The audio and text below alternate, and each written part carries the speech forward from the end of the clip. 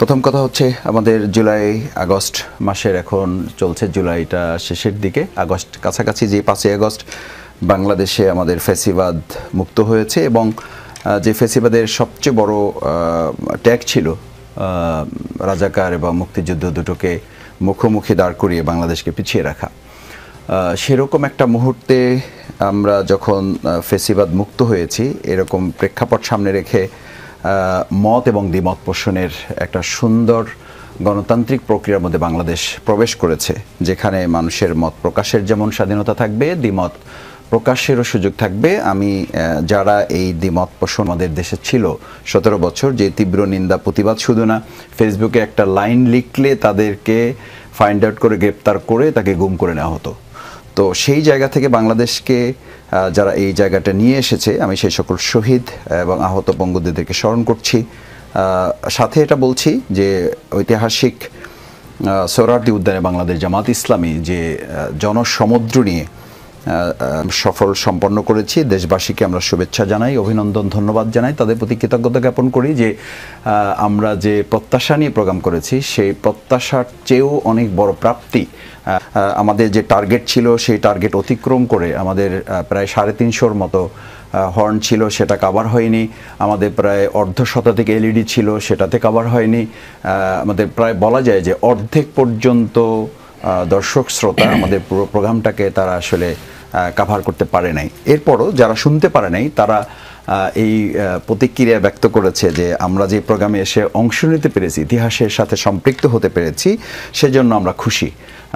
সেই জন্য আমি বলবো যে ঐতিহাসিক সোহরাওয়ার্দী উদ্যানের এই প্রোগ্রামের মধ্য দিয়ে বাংলাদেশের আগামী দিনের এগিয়ে যাওয়ার যে এক বিরাট বার্তা জামাত ইসলামের সম্মানিত আমিরে জামাত ডক্টর শফিকুর রহমানের মাধ্যমে শুনেছিলেন, তাদের কাছে তিনি এই বার্তাই দিয়েছেন যে আমরা আর হানাহানির রাজনীতি, বিভেদের রাজনীতি নয়, আমাদের এখন ঐক্যবদ্ধভাবে এই দেশটাকে গড়ে নিতে আমরা একটা লড়াইয়ের মাধ্যমে ফ্যাসিবাদ দূর করেছি, আর একটা লড়াইয়ের মাধ্যমে আমাদের দুর্নীতির মাধ্যমে লড়াই করে দুর্নীতিকে আমাদের দূর করতে হবে।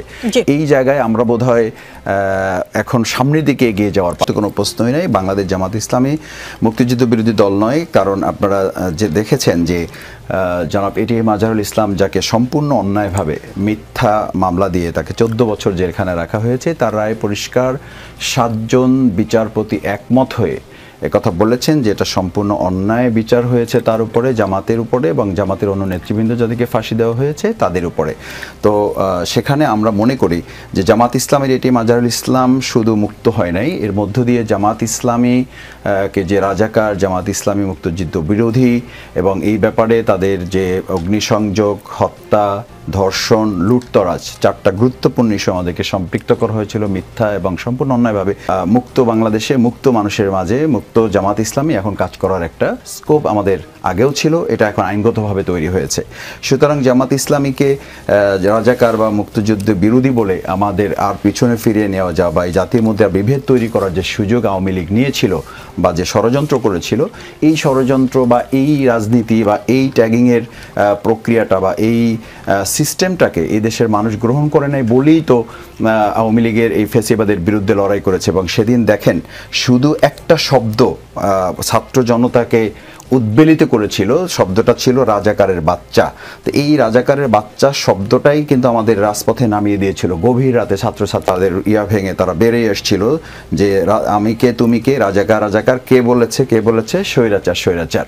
তো এই প্রক্রিয়ার মধ্য দিয়ে কিন্তু এটা বোঝা যায় যে এদেশের মানুষও এটা মানেন তা বা তারা এটা বুঝতে চায় না যে আমরা এই রাজাকারের খেলায় আর কোনো একটা সংগঠন মনে করিয়ে দিই বা বলি আপনাকে, দেখবেন যে জামাত ইসলামের আমাদের নেতাকর্মী যদি আমরা খুব হিসাব করি তাহলে এই প্রোগ্রামে আমাদের সর্বোচ্চ আমরা ধরেছিলাম যে 8 থেকে 10 লাখ এখানে হবে।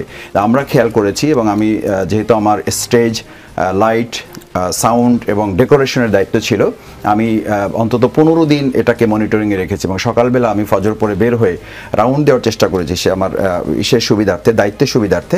সেখানে খেয়াল করেছি যে আমাদের জামাত কর্মী, শিবির কর্মীর বাইরেও সাধারণ মানুষের একটা বিপুল উপস্থিতি এমন পর্যায়ে এসে পৌঁছেছে যে সকাল 7টায় আমাদেরকে পুরো সোহরাওয়ার্দী উদ্যানের গেটগুলো বন্ধ করে দিতে হয়েছে, যাতে আর কেউ, শুধু VIP, senior citizens, invited guest ছাড়া আর কেউ প্রবেশ করতে না পারে। মানুষগণ সমর্থন সমর্থন করেছে বলে বিগত 17 বছর আমাদের বিরুদ্ধে জুলুম, নিপীড়ন, ফাঁসি, নির্যাতন, রিমান্ড সব কিছুই তো তারা করেছে।